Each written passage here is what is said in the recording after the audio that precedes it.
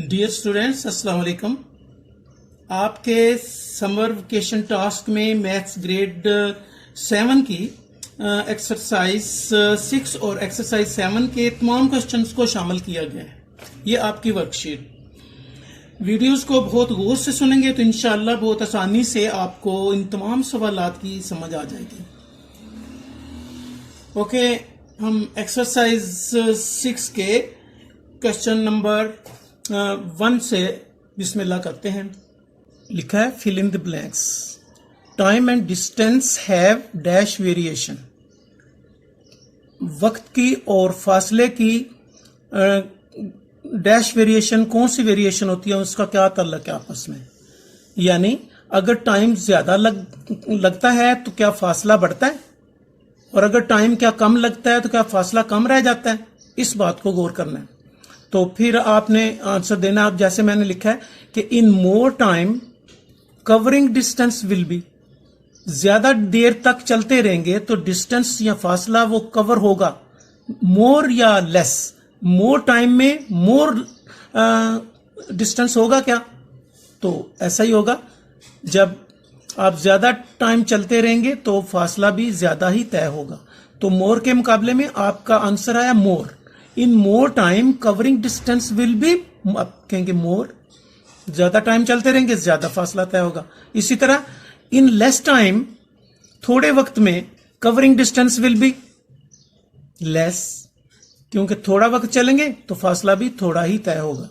तो ये देखना होता है इसमें कि कम के मुकाबले में कम ही अगर आंसर आ रहा है और ज्यादा के मुकाबले में ज्यादा ही आंसर आ रहा है, आपका ज़हन ये आंसर दे रहा है, तो उसको हम कहते हैं ये डायरेक्ट वेरिएशन है। और अगर उसके बरक्स आंसर दे तो आगे क्वेश्चन आएंगे जो इसके अपोजिट भी आंसर आपका ज़हन देगा, तो फिर उसको कहेंगे कि ये इनवर्स वेरिएशन है। तो इस तरह टाइम और डिस्टेंस में वेरिएशन डायरेक्ट होती है। हम यहां लिखेंगे डायरेक्ट वेरिएशन। तो हमने लिख लिया डायरेक्ट वेरिएशन। और क्योंकि इसमें है कि in more time covering distance will be, हमने लिखा मोर। और in less time covering distance will be, क्या आंसर आएगा, लेस। तो यहां हमने लिखा लेस। तो देखा, मोर के मुकाबले में मोर आंसर आया, लेस के मुकाबले में लेस ही आंसर आया, एक जैसा ही आया। तो इसलिए हमने लिखा है डायरेक्ट वेरिएशन। तो टाइम और डिस्टेंस में डायरेक्ट वेरिएशन होती है, ये आप ज़हन में रखिए। इससे आगे क्वेश्चन सॉल्व होंगे।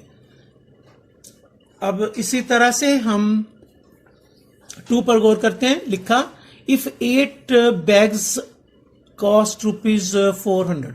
इफ 8 बैग्स, अगर 8 बैग्स की कॉस्ट है ₹400, 16 बैग्स विल कॉस्ट। तो 16 बैग्स की कितनी प्राइस होगी, कितनी कॉस्ट होगी। तो देखें, अगर बैग्स 8 थे, अब बैग्स हैं 16, डबल हो गए, तो फिर उसकी प्राइस भी डबल हो जाएगी। यानी number of bags are double, 8 से 16 हो गए, so the cost will be double. तो कॉस्ट भी उसकी फिर डबल होनी चाहिए, यानी फिर 400 से उसकी कॉस्ट होनी चाहिए 800। तो अब ₹800 लिख लेंगे। आंसर में मिल गया कि जब 8 बैग थे तो 400 प्राइस थी, तो जब 16 बैग हैं तो फिर उसकी प्राइस भी डबल हो जाएगी, 800 इसकी प्राइस हो जाएगी। तो हमने 800 फिल कर लिया। इस तरह हमारे 2 पार्ट्स हो गए। 3 को गौर करते हैं। तीसरा पार्ट है when the number of workers increases. जब वर्करों की तादाद बढ़ती है, the time needed to complete work is. तो कंप्लीशन टाइम जो होता है, कंप्लीट होने का टाइम, वो क्या, वो भी बढ़ जाता है या वो कम हो जाता है। अब आप इसको गौर करें। हम इसको यूं भी कर सकते हैं, when number of workers increases, जब वर्करों की तादाद बढ़ती है, the time of completion is, क्या इंक्रीजेस या डिक्रीजेस। अगर इज लिखा होगा फिर डिक्रीज्ड लिखेंगे या इंक्रीज्ड लिखेंगे। आप सोचें पहले कि वर्कर बढ़ जाएंगे तो काम जल्दी हो जाएगा, थोड़े टाइम में हो जाएगा, काम भी ज्यादा टाइम में होगा। वर्कर ज्यादा हो गए तो कंप्लीशन टाइम कम हो जाएगा, ज्यादा हो जाएगा, कम हो जाएगा। क्योंकि जब वर्कर ज्यादा लग जाएंगे कम वक्त में उसको बना लेंगे, उसको कंप्लीट कर लेंगे। तो देखा इसमें एक जैसे अल्फाज नहीं आए, इंक्रीज के मुकाबले में इंक्रीज नहीं आया, इंक्रीज के मुकाबले में आया डिक्रीज, उसका ऑपोजिट आंसर आया। तो फिर ये वेरिएशन कैसी होगी, ये फिर वेरिएशन इनवर्स वेरिएशन होगी। लेकिन यहां क्या पूछा जा रहा है, यहां सिर्फ लफ्ज पूछा जा रहा है, when number of workers increases, जब वर्करों की तादाद बढ़ती है, the time needed to complete work is, तो कंप्लीट होने का जो टाइम है वो हो जाता है डिक्रीज्ड, वो फिर डिक्रीज्ड हो जाता है। हम यहां पर डिक्रीज्ड लिख लेते हैं।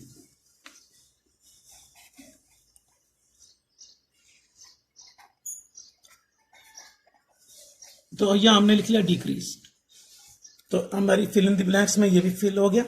अब देखिए इससे next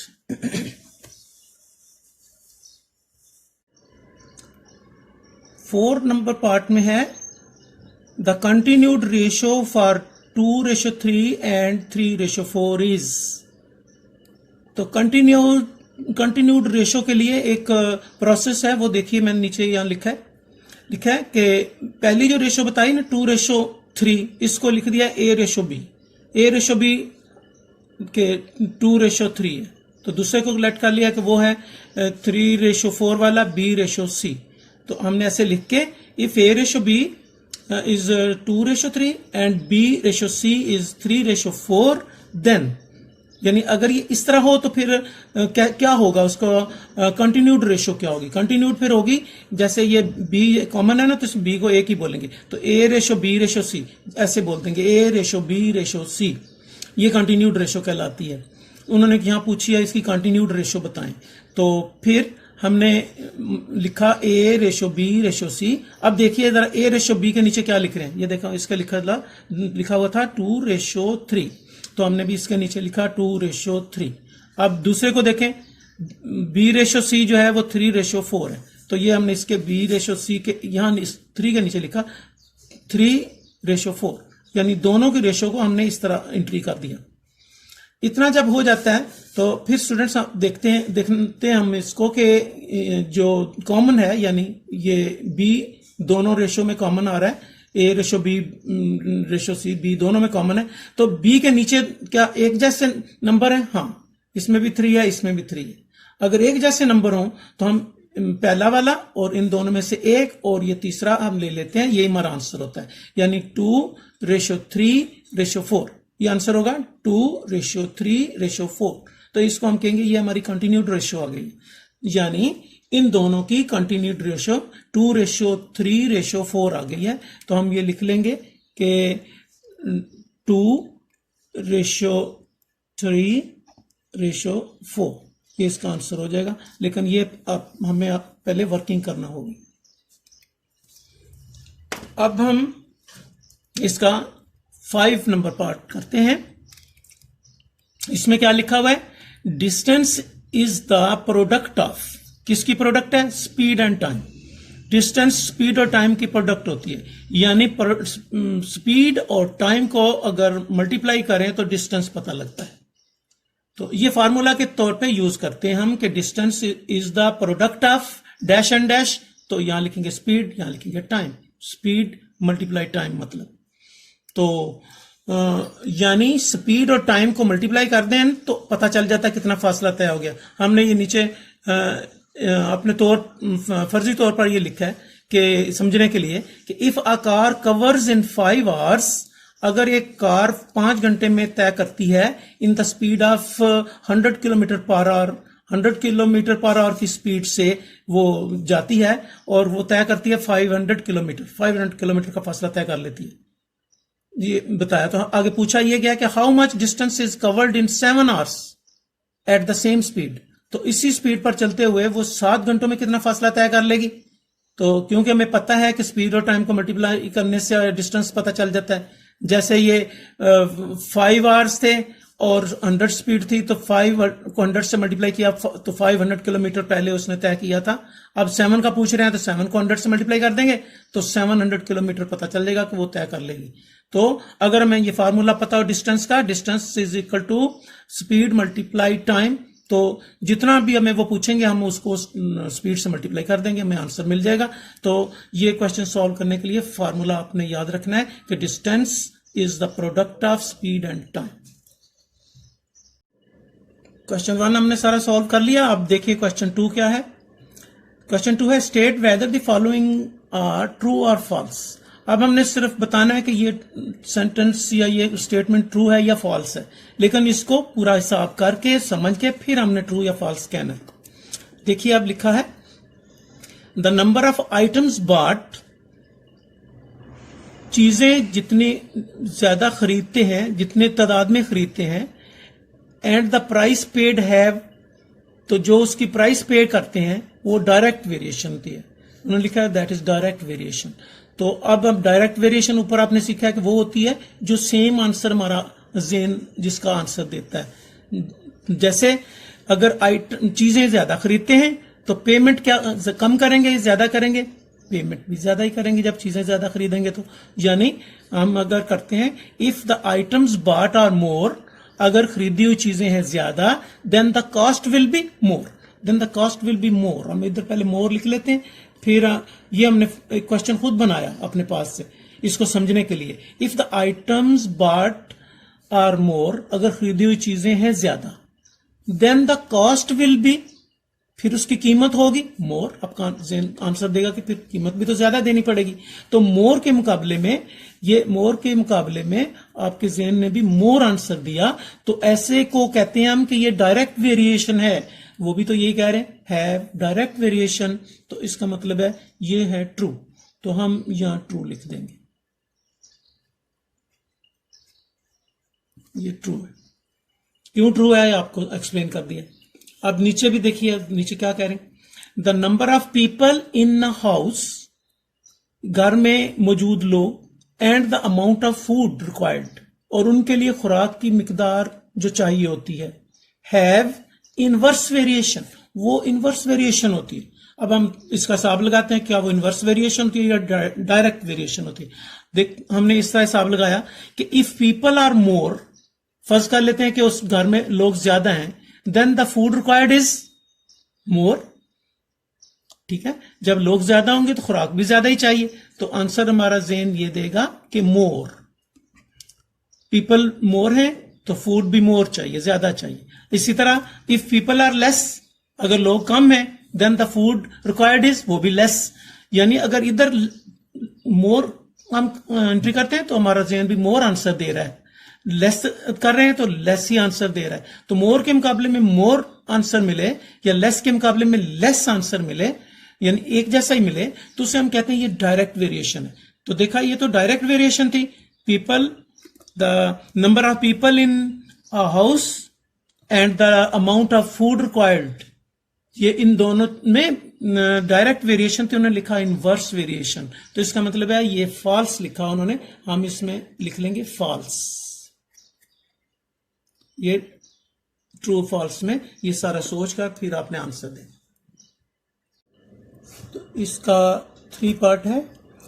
cross multiplication is used in the unitary method, ये फॉल्स है क्योंकि ये तो प्रोपोर्शन मेथड में यूज होता है फार्मूला, ये आपने पढ़ा हुआ है, इसको फॉल्स लिख दिया। उसके बाद है नंबर 4, if a gardener plants 6 saplings in 3 hours, अगर एक गार्डनर 3 घंटे में 6 पौधे लगाता है, he can plant 10 sapling in 4 hour, तो वो 4 आवर में 10 पौधे लगा लेगा। तो इसको चेक करना है कि क्या ये ट्रू है या फॉल्स है। तो इसको हमने ऐसे लिख दिया सैपलिंग्स और आवर्स। सैपलिंग्स के नीचे लिखा 6 और आवर्स लगे 3, फिर सैपलिंग वो कह रहा है 10 और आवर्स हैं 4, तो इसको चेक करना है ट्रू है फॉल्स है। तो इसका ये मेथड होता है कि क्योंकि ये हमने फाइंड करना है, जिसको फाइंड करना है उसको हम डायरेक्ट वेरिएशन या लिख लेते हैं, इसको कहते हैं डायरेक्ट वेरिएशन। तो अब क्योंकि ये 3 आवर्स से फिर 4 आवर्स हो गए, तो अगर आवर्स ज्यादा हो जाते हैं तो सैपलिंग भी ज्यादा होंगे, ज्यादा के मुकाबले में ज्यादा हमारा जेन आंसर दे रहा है, तो इसलिए ये भी डायरेक्ट वेरिएशन हो गया। इसको भी हम ऊपर एरो लगा लेते हैं। अब ये जो एरोज लगाए हैं इसके अकॉर्डिंग अब हम इसको लिखते हैं। अब इसकी एरो की जो टेल है वो पहले लिखते हैं, यानी एरो 10 की तरफ, इसकी टेल है 10 की तरफ और हेड ऊपर 6 की तरफ ऊपर है, तो 10/6 लिख लेंगे। अब लिखा हमने 10/6 और इसका लिखा 4/3। इस तरह से इसका ये मेथड है कि हम लिख लेते हैं और फिर इसको प्रोपोर्शन मेथड में, ये प्रोपोर्शन मेथड इसको ही कहते हैं, इसमें हम करते हैं क्रॉस मल्टीप्लिकेशन। ये जो ऊपर क्वेश्चन था तो क्रॉस मल्टीप्लिकेशन हमने की, यानी इसको 10 से और 6 को 4 से, ये कहते हैं क्रॉस मल्टीप्लिकेशन होगी, क्रॉस बन गया से। तो ये मेथड इसमें यूज किया हमने, तो फिर क्या बना कि ये 3 10 से मल्टीप्लाई हो, ये जो 10 है ये 3 से, या 3 10 से इस तरह मल्टीप्लाई कर देंगे, तो 10 × 3 ये कर दिया, और ये 6 को 4 से कर दिया, 6 को 4 से कर दिया, तो 10 को 3 से किया तो 30 आया, 6 को 4 से किया तो 24 आया, और 30 इक्वल नहीं होता 24 के, तो उनके अकॉर्डिंग तो होना चाहिए था, तो इस वजह से ये स्टेटमेंट फॉल्स होगी। अगर इधर 30 इधर भी 30 आता, या 24 के मुकाबले में 24 ही पर आना चाहिए था अगर ये सही होता तो इस तरह से हमें ये पता चला कि ये फॉल्स है। अब यहां लिख देंगे फॉल्स।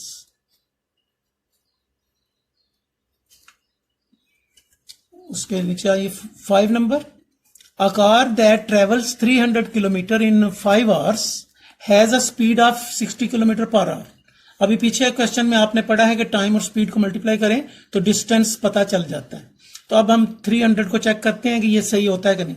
5 आवर्स टाइम है और 60 स्पीड है, तो 5 को 60 से मल्टीप्लाई किया तो वो 300 हुआ, तो वो भी 300 ही कह रहा है। Left hand side right hand side के इक्वल आ गया, ये left hand side is equal to right hand side, तो इसका मतलब है ये स्टेटमेंट ट्रू है, तो हम इसके आगे लिख देंगे ट्रू।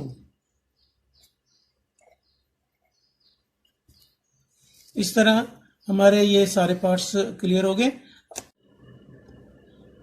क्वेश्चन 3 है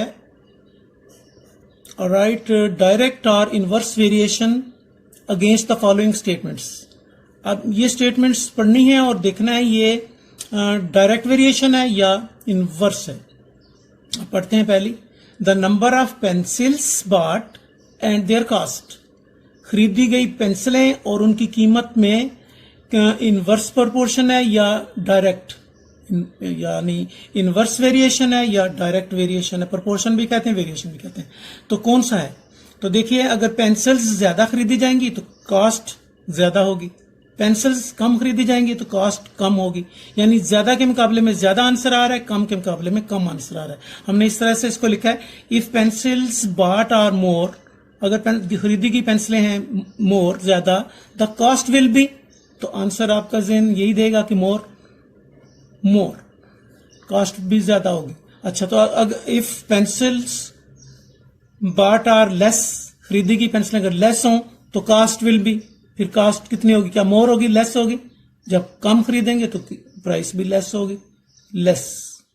तो देखा आपने, मोर के मुकाबले में मोर आंसर आ रहा है, लेस के मुकाबले में लेस आंसर आ रहा है। यानी ये अगर सिमिलर आंसर आ रहे हों तो फिर हम कहते हैं कि ये डायरेक्ट वेरिएशन है। तो फिर ये जो स्टेटमेंट थी इसके आगे लिख देंगे डायरेक्ट वेरिएशन।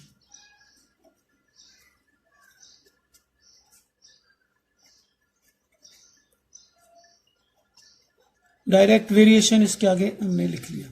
इसी तरह से अब इस पर गौर करना है, the number of men on a job and the days required to complete it। एक काम पर लोगों की तादाद, आदमियों की तादाद अगर बढ़ती है तो क्या कंप्लीशन टाइम कम होता है या कंप्लीशन टाइम भी बढ़ जाता है। तो इसको हम इस तरह से हिसाब लगाते हैं, if men on a job are more, अगर काम पर आदमी ज्यादा हैं, the time completion will be less या मोर। अब आप सोचें, काम करने वाले ज्यादा हैं तो क्या वो थोड़े दिनों में कर लेंगे या ज्यादा ही दिन लगाएंगे, सोचें। हाँ, तो अगर ज्यादा लोग लग गए हैं तो थोड़े दिनों में कंप्लीट कर लेंगे काम को, यानी कि लेस टाइम लगेगा। तो देखा, इस मोर के मुकाबले में आपके जहन ने आंसर दिया लेस, यानी if the men on a job are more, the time of completion will be less। अच्छा, आप दूसरा करके देख लेते हैं, थोड़े लोग लगाएं तो if the men on a job are less, अगर काम पर थोड़े लोग लगे हुए हैं, time of completion will be, तो वो कंप्लीट क्या जल्दी हो जाएगा, थोड़े दिनों में हो जाएगा, ज्यादा दिनों में होगा? फिर जब थोड़े लोग लगे हुए हैं तो फिर काम कंप्लीट ज्यादा दिनों में होगा, यानी लेस के मुकाबले में आ रहा है मोर।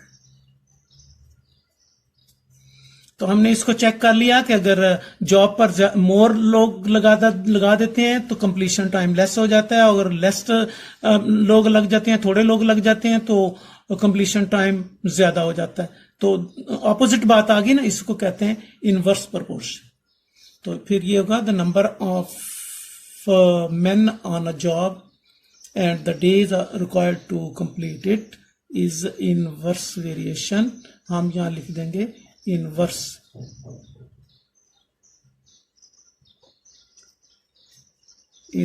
variation,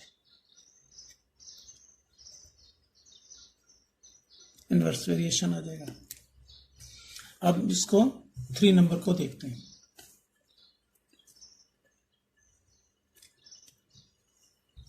The speed of a car and the time taken to cover a given distance।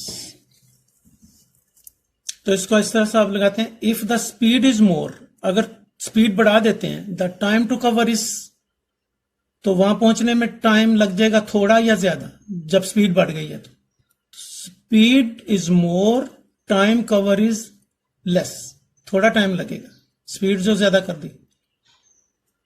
अच्छा, उल्टा करके देखते हैं, इफ स्पीड इज लेस, थोड़ी स्पीड कर दी हमने, तो वहां पहुंचने में टाइम कवर ज्यादा लगेगा या कम?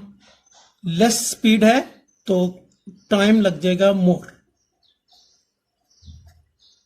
अब देखिए, इसके मोर के मुकाबले में लेस आंसर आया और लेस के मुकाबले में मोर आंसर है, अपोजिट आ रहा है। इसी को कहते हैं इनवर्स वेरिएशन। वो भी इनवर्स वेरिएशन थी, ये भी इनवर्स वेरिएशन है, तो हम इनवर्स वेरिएशन लिखेंगे, inverse variation.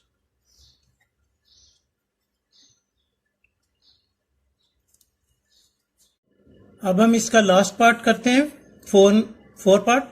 The distance covered and the time taken by a car moving at constant speed. एक ही स्पीड से वो कार जा रही है, तो the distance covered and the time taken, हम इसको इस तरह से साफ करते हैं कि एट कांस्टेंट स्पीड, एक ही स्पीड में, एक जैसी स्पीड में, time of travelling is more, अगर ट्रेवल करने का ज्यादा वक्त लगाया है, द डिस्टेंस कवर्ड इज, तो वो फासला हो जाएगा, ज्यादा कवर हो जाएगा या कम कवर होगा? ज्यादा टाइम चलते रहे तो डिस्टेंस भी क्या होगा? ज्यादा। तो time is more, so distance is more, तो डिस्टेंस भी ज्यादा ही कवर होगा। तो एक जैसे आंसर आए, मोर के मुकाबले में मोर आया, अगर मोर के मुकाबले में लेस होता तो इनवर्स वेरिएशन होती, मोर के मुकाबले में मोर आया है तो ये फिर आएगी डायरेक्ट वेरिएशन। तो यहां हम लिख देंगे डायरेक्ट वेरिएशन।